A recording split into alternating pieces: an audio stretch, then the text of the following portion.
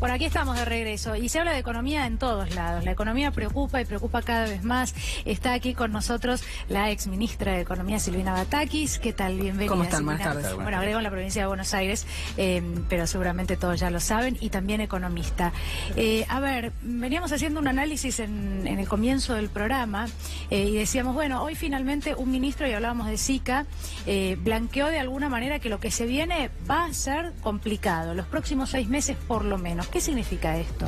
Yo creo que, bueno, en estos meses que vienen, e incluso el año que viene, va a ser muy difícil de transitarlo, sobre todo porque el gobierno decide continuar con la política económica que está implementando. Si bien se está tratando de estabilizar el dólar, hoy había perdido algunos centavos, la política no cambia. Tenemos una tasa de interés del 47%, tenemos las cadenas de pago totalmente segmentadas en el sector privado, y esto afecta claramente a la producción argentina. Y si la producción argentina está afectada, esto lo que hace es tener pérdida de puestos de trabajo. Si bien se conoció recientemente el índice de empleo, que muestra una tasa de desempleo del 9,1%, cuando uno empieza a desgranar ese dato del INDEC, lo que ve es que se precarizó mucho el trabajo en Argentina. Las economías menos desarrolladas del mundo son las que tienen más trabajos precarios, y la verdad que eso es lo que está mostrando este último dato del INDEC.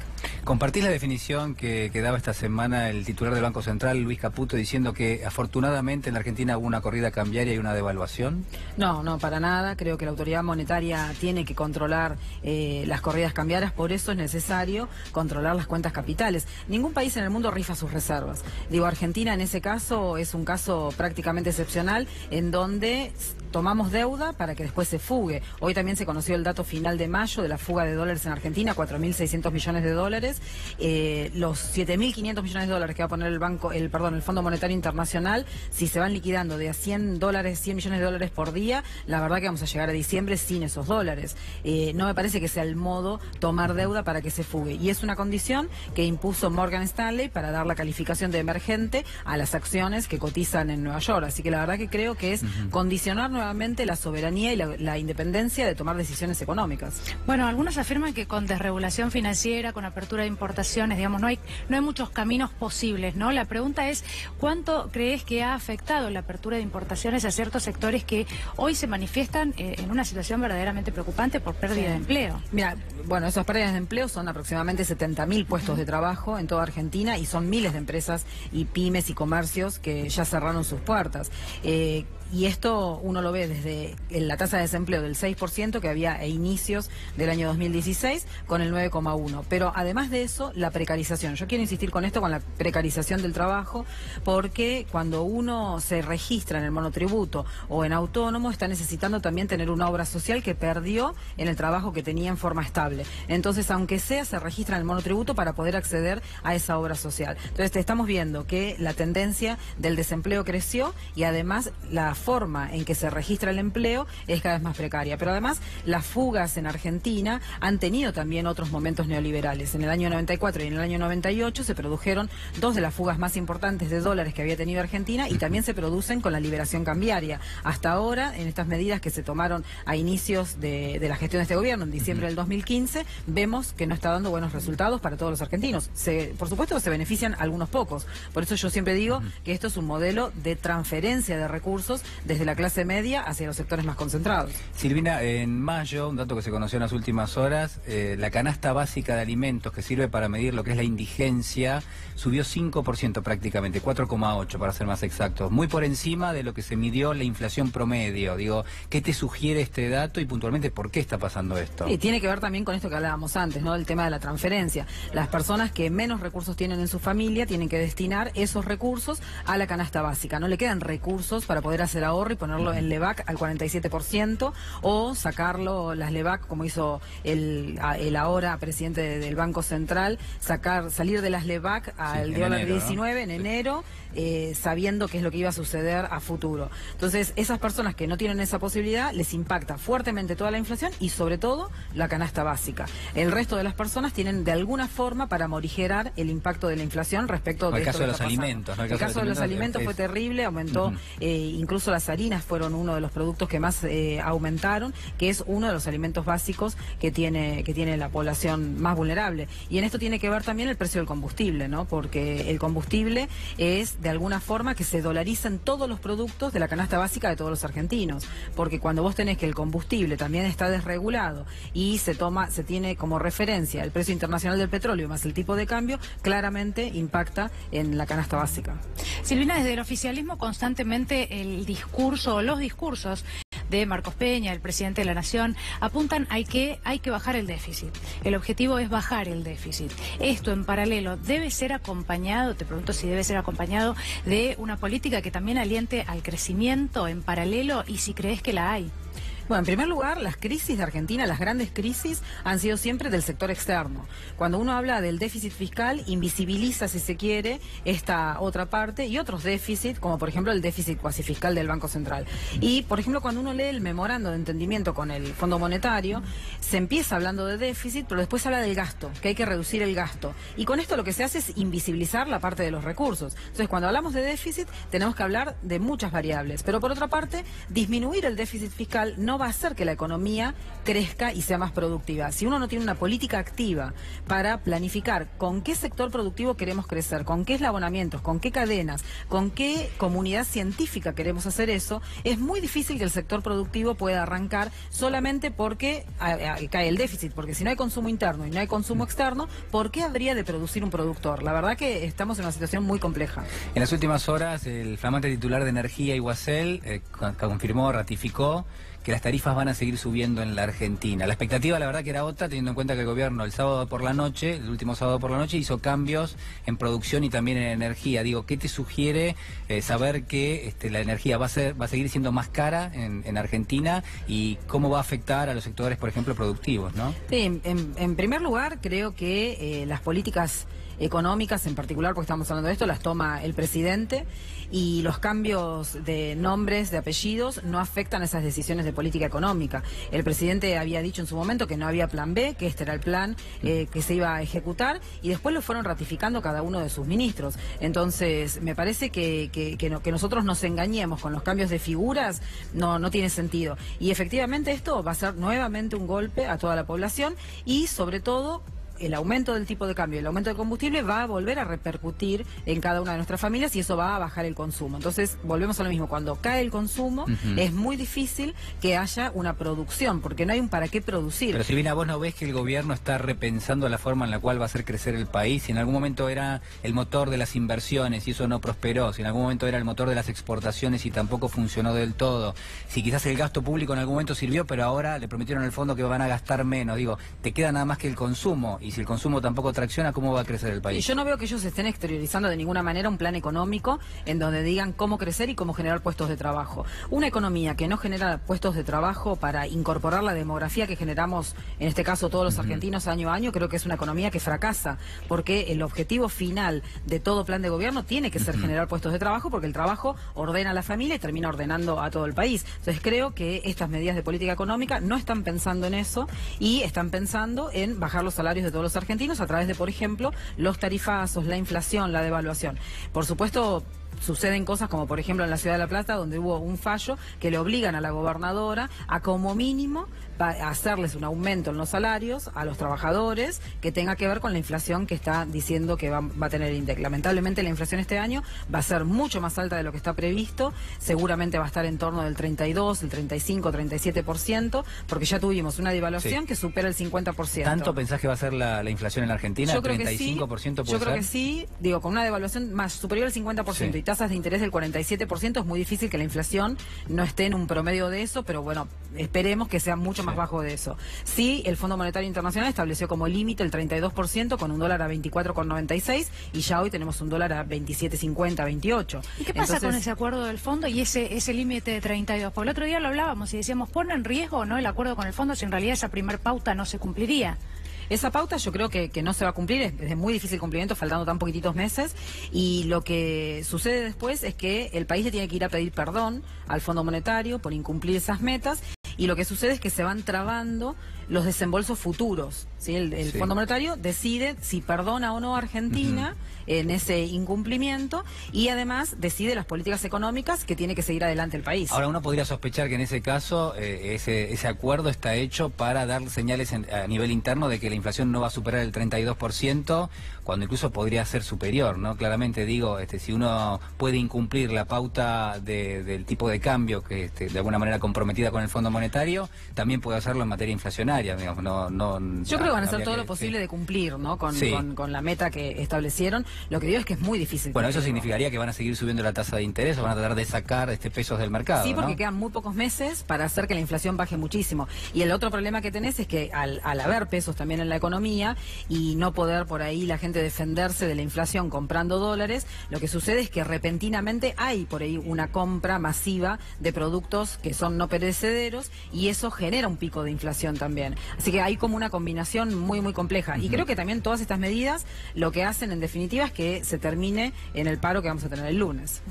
Silvina, ¿cuánta responsabilidad tiene el gobierno anterior? Porque ha servido como argumento durante muchísimo tiempo. Incluso ahora, en algunos momentos, cuando se habla del acuerdo con el Fondo Monetario Internacional, se intenta explicar que no quedaba otra opción. No, bueno, siempre hay opciones y yo siempre digo lo mismo, ¿no? La provincia de Buenos Aires ni el país, obviamente no eran Disneylandia, había muchas cosas por resolver y cosas que no se habían iniciado y que había que iniciarlas, había que hacerlas, pero si uno apela a la memoria o a los libros si no tiene memoria y ve esa transición del año 2015, lo que puede observar es que no había crisis económica, no había crisis política y no había crisis institucional, a diferencia de todas las demás transiciones que hubieron en los 34 años de historia democrática en Argentina. Y siempre hay opciones, como en todas las profesiones, en economía también hay opciones.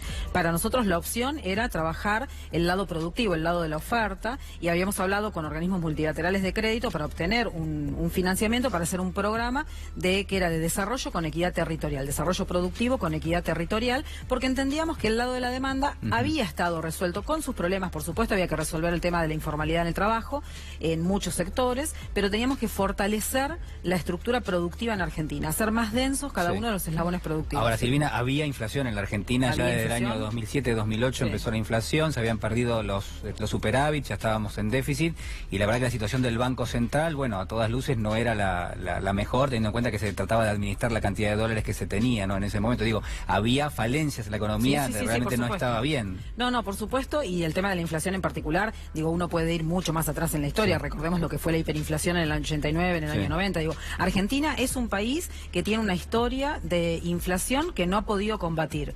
Yo lo que creo es que no se combate a través de la política monetaria, solamente al menos, sino que se combate a través de lograr mayor oferta productiva en el país. Porque nosotros tenemos un problema de asimetría en nuestra estructura productiva que hace que tengamos pujas continuas por cuánto debería estar el dólar. ¿Cuánto debería estar el dólar hoy para el exportador de soja? ¿Cuánto debería estar para el que importa bienes de capital? ¿Cuánto para los que importan otro tipo de productos? Entonces tenemos pujas continuamente que hacen que haya inflación y son pujas del sector productivo. ¿Vos proponés desdoblar el tipo de cambio? Yo creo que se puede desdoblar el tipo de cambio con instrumentos fiscales y creo que sí habría que utilizar instrumentos fiscales para el tipo de cambio turista, para el turista. ¿Qué pasa con el empleo? Recién estábamos viendo, bueno, los últimos datos, los que conocimos en la noche de ayer, datos del INDEC. ¿Y qué pasa con el empleo y las mujeres en la República Argentina? Porque hablabas de informalidad, bueno, yo pensaba rápidamente en la reforma laboral que intentaba llevar como argumento al Congreso, bueno, eso, que haya más puestos de trabajo, pero de calidad. Y pensaba en las mujeres, y si bien, bueno, hace un tiempo comenzaron a registrarse las empleadas domésticas, por ejemplo, hay un registro y todo el mundo sabe que es fácil y que esto se debe hacer, antes no había conciencia, pero ¿qué es lo que pasa ahora? Mira, la tasa de desempleo esta que decíamos que se conoció ayer, las mujeres jóvenes son las que tienen el índice de desempleo más alto, que supera el 20%. Cada vez que hay una crisis económica se profundiza la desigualdad de género. A mí me parece llamativo que el presidente haya esbozado en la apertura del Congreso, en las sesiones ordinarias, la intención de que esta desigualdad se vaya borrando, pero solamente con el envío de una ley. La verdad que si fuera tan sencillo sencillo como el envío de una ley, otras partes del mundo también ya lo hubieran hecho. Y la verdad que esto no es sencillo. Es un trabajo continuo, un cambio cultural que se tiene que dar con políticas activas y presentes durante muchos años. El Fondo Monetario también, a través de un reto que hace la directora el ministro de Economía presente en Argentina, que le dice que pocas mujeres tenés en el gabinete o algo parecido. Estaba flojo de mujeres. Que estaba flojo de mujeres, algo así. Bueno, termina Argentina incorporando un punto en el memorando de entendimiento en donde parece que las mujeres somos un impuesto nada más. Entonces, como que a través de la cuestión impositiva se va a solucionar la cuestión de desigualdad. Yo siempre insisto con una frase que la parafraseo a Stiglitz, ¿no? Pero dice, Stiglitz decía, la desigualdad nos priva del talento de los pobres. Y yo creo que todos tenemos que tomar conciencia como sociedad que la desigualdad nos priva del talento de las mujeres. Vamos a ser mucho mejor sociedad cuando entre todos podamos ser más justos y más equitativos. Y esto no se resuelve con el envío de una ley o creyendo que las mujeres somos un impuesto. Silvina, pasamos al plano político. Lanzaste una agrupación política hace poquito tiempo, se llama Grupo Seibo. ¿Cuál es la expectativa? Bueno, creo que hay muchos militantes, muchos cuadros políticos que no encontraban por ahí una agrupación en donde juntarse, en donde debatir política, en donde proponer políticas públicas. Y en ese sentido somos varias personas que decidimos crear esta agrupación, este grupo, sin que nadie pierda la identidad que ya trae. La historia está hecha en Argentina, digo, nosotros queremos pensar para adelante, pero sin perder la historia que cada uno tiene detrás. Y en ese sentido, bueno, Seibo, porque es nuestra flor nacional, porque creemos en el federalismo.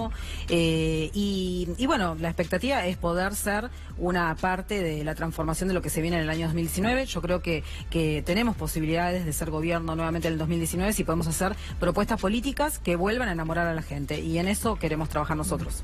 Ya estaríamos empezando a hacer campaña anticipada ahora, pero ¿qué es lo que hay que devolverle a la gente como propuestas? Porque la última campaña, y lo hablábamos hace unos días también acá, bueno, en el marco de la filosofía, la última campaña presidencial trajo por parte de Mauricio Macri propuestas que en realidad después no solo no se cumplieron, sino que se hizo totalmente lo contrario a lo que se había prometido. Se tomaron decisiones que en algún momento en la campaña se negaron. ¿Qué es lo que ahora debe ofrecerse a la gente en la próxima campaña? Mira, yo creo que nosotros tenemos que trabajar mucho sobre el tema del empleo no solamente de calidad y de estabilidad, sino del empleo digno, en el sentido que no sea solamente un buen salario para que vos puedas cumplir a través de ese salario cubrir las necesidades que uno tenga, sino que además el trabajo también es un reconocimiento social, es un reconocimiento de tus pares, un reconocimiento de la familia, y creo que cuando uno sabe que va a conseguir un trabajo, hay esta cosa de la movilidad social ascendente. Hoy en Argentina eso se perdió. Yo creo que no está la esperanza de la movilidad social ascendente. Y creo que sobre ese tema es donde tenemos que trabajar, y también sobre esto que tiene que ver con la economía, por supuesto que involucra muchos aspectos, pero también con temas de seguridad. Tenemos que volver a caminar seguros por la calle. Silvina, te invitamos a que compartas con nosotros. Vamos a analizar lo que son encuestas realizadas en las últimas horas. Tiene que ver con la imagen del gobierno, con la imagen del presidente Mauricio Macri y la gestión, ¿no? Obviamente, desde el punto de vista de la economía y de la sociedad también. Bueno, los números de Macri y Cambiemos, en este caso, nuestro señor director lo pone en rojo. Sí, el Centro de Investigación en Comunicación Política realizó este trabajo, que es una evaluación muy interesante sobre los 30 meses de gestión de Cambiemos, y allí están el 44,4%, lo primero que hay que remarcar, y lo que mencionaba Julián, bueno, la califica como muy mala. Después la referencia inmediata, mala, el 17,9%. Estamos hablando de más de un 60, casi sí, 65%. Sí, casi 65%. Y a ver, ¿qué más? Bueno, regular también, ahí 16,6%. Sí, solamente 13,1% buena y apenas 6,7% muy buena. Silvina, me parece que esto seguramente, y Dani, no sé si compartís, ha cambiado muchísimo en las últimas semanas, ¿no? También sobre todo la perspectiva a partir de lo que fue la crisis cambiaria, y a que una parte de quienes quizás votaron, ¿no? al presidente Mauricio Macri, bueno, quedaron de alguna manera sorprendidos con el tema de la gestión económica, ¿no? Sobre el cual el gobierno se suponía que tenía muchísimo conocimiento. Sí, yo creo que ya hay transcurrido más del 60-65% de la gestión de este gobierno, y tiene que ver con algo que por ahí decías vos, que es que cumplido ese 65%, la población da cuenta de que efectivamente no se cumplieron las cosas que se habían prometido en campaña, pero no solamente no se cumplieron, sino que se fue hacia el otro lado. Porque no es que hubo falta de posibilidades para cumplir con lo que había que cumplir, sino que efectivamente las decisiones fueron totalmente en contrario de lo que se iba a cumplir. Y creo que si bien esta huida de dólares, la fuga de dólares en Argentina empezó en febrero ya, cuando el ministro Caputo retira sus dólares, ese momento ya Argentina empieza a ver que empieza a haber fuga de dólares.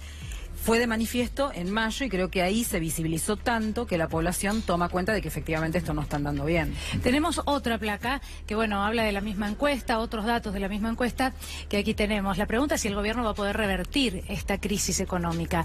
Y contestan rotundamente que no, para nada, un 57,8%. Bueno, con dudas, un 14,7%. Algunos niegan que haya una crisis, 1,9%, que de todos modos también es un sector para analizar, ¿no? Y aquellos que dicen que sí, que están seguros de que sí va a haber una solución, un 17,2%.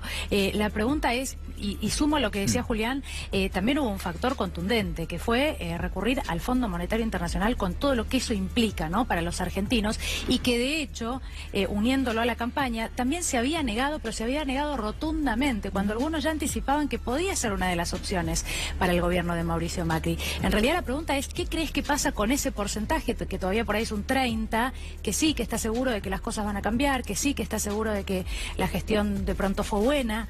¿Y qué lectura crees que hacen? Mira, yo creo que tiene que ver con lo que decíamos antes. Hay transferencia de recursos en Argentina. Entonces, que el 1,9% crea que no hay crisis, tiene que ver con esa transferencia de recursos. Hay sectores que en Argentina se están enriqueciendo. Y tiene que ver con esto, con este modelo económico que estamos viviendo. Porque el otro 20% paga las tarifas más caras, pero no pertenece tal vez a sectores... No, pero si vos dividís a la población de a 10%, digo, seguramente este 1,9% que dice que la población, que no hay crisis en Argentina, quizás tenga que ver con el 10% más rico de los argentinos. Si a eso le sumás los segundos 10 y llegás al 20%, también hay transferencia de recursos hacia ellos. Y esto da cuenta, por ejemplo, la Universidad Católica Argentina, que hace una serie de que ya tiene 15 años, y lo que se observa en esa serie es que en el año 2016 y el 2017, la concentración de riqueza en esos 2 deciles de población, en el 20% de población más rica de Argentina, creció. Y creció incluso en el 2016, que fue un año donde el Producto Bruto cayó. Es decir, que hay una población que está totalmente ajena a la crisis que está viviendo el 80% del resto de las personas. Claro, se genera mayor desigualdad, ¿no? Muchísima desigualdad. Sí. Analizamos ahora lo que tiene que ver con las expectativas, obviamente. Juegan un papel muy importante, un rol relevante en materia económica, pero también en materia social, ¿no? ¿Cómo cree que evolucionará su situación personal en 2019? Bueno, a ver, claramente el 60% dice que va a empeorar, solamente el 12% dice que va a mejorar y 22% dice, bueno, voy a estar igual, que quizás en términos comparativos con respecto a hace 2 o 3 años sería estar peor, ¿no?, que en aquel momento. Claro. ¿Esto puede tener un impacto político? ¿Esto puede tener un impacto en términos de consumo, por ejemplo? Sí, yo creo que sí, y también creo que ese 60% que dice que va a estar peor tiene que ver o está haciendo la lectura de lo que ya se ha anunciado en el gobierno, ¿no?, que el año que viene hay que recortar el presupuesto de la Nación en 200.000 millones de pesos y que hay que cumplir con metas del Fondo Monetario Internacional que son muy exigentes y que ya se sabe cuáles son los resultados, no solamente por la historia que tenemos los argentinos, sino también por lo que está pasando en Grecia o en Jordania. Nosotros los argentinos creo que somos muy informados en general y creo que ese 60% responde a eso, ¿no?, a la expectativa que se generó por el conocimiento del Fondo Monetario Internacional y porque el presupuesto no va a alcanzar para todos. En algún lado va a haber que recortar. Bueno, tenemos una placa más, ahora la vamos a repasar. Y también quiero preguntarte por las provincias, porque ahora tal vez uno de los rounds que se vienen son con las provincias. La provincia de Chubut, el gobernador Arcioni en las últimas semanas ya amenazaba casi con declararse en default. ¿Qué significa esto? ¿Qué margen tienen las provincias para enfrentar ese ajuste? ¿Qué se viene o qué propone el fondo? Sí, las provincias están muy complicadas. Chubut en particular está viviendo una situación dramática con el tema de los sueldos de los empleados públicos. Las provincias que tienen algún tipo de deuda en dólares tienen que conseguir muchos más pesos para pagar esa deuda. Es imposible. Porque, claro, vos pensá que, por ejemplo, el año pasado la provincia de Buenos Aires tenía previsto para este año pagar servicios de la deuda por X cantidad de pesos, pero con un dólar a 18. Hoy el dólar está a 28. Es decir, que para pagar esos servicios de deuda necesita que los bonaerenses paguen 10.000 millones de pesos más en impuestos para poder acceder a la misma cantidad de dólares. Y esto es muy complicado en toda la población. Y esto se está viendo y se está replicando en muchas provincias de Argentina. Silvina, repasamos la última de las informaciones de las encuestas, en este caso con la imagen del presidente Mauricio Macri. Y bueno, ¿qué imagen tienen aquellos que respondieron a esta encuesta? Muy mala, 48,9%, mala 13,1%, regular 11,8%, claramente digo, es el porcentaje mayoritario. Y está claro también que la mala gestión lo termina impactando al presidente, a partir de, me parece a mí, lo que vos señalabas más temprano, esto es, el responsable de todas las políticas económicas. El grueso de la población entiende que responde, en todo caso, aquellos que gestionan, responden al presidente de la Nación, ¿no? Seguro, ese 62% que vemos ahí de imagen mala o muy mala, yo creo que tiene que ver con esto, es el responsable de las políticas que se están implementando, y creo que esto también se traduce en la gente, cuando uno camina, ve que hay mucha desesperanza en la población, esto de ver que no hay posibilidades de que los sueños se concreten, y que como esos sueños no se concretan, no van a surgir nuevos sueños para concretarse, creo que tiene que ver con esto que estamos viviendo hoy en día. Silvina, muchísimas gracias por haber venido. Gracias. Gracias, siempre es un gusto. Bueno, tengo una invitación.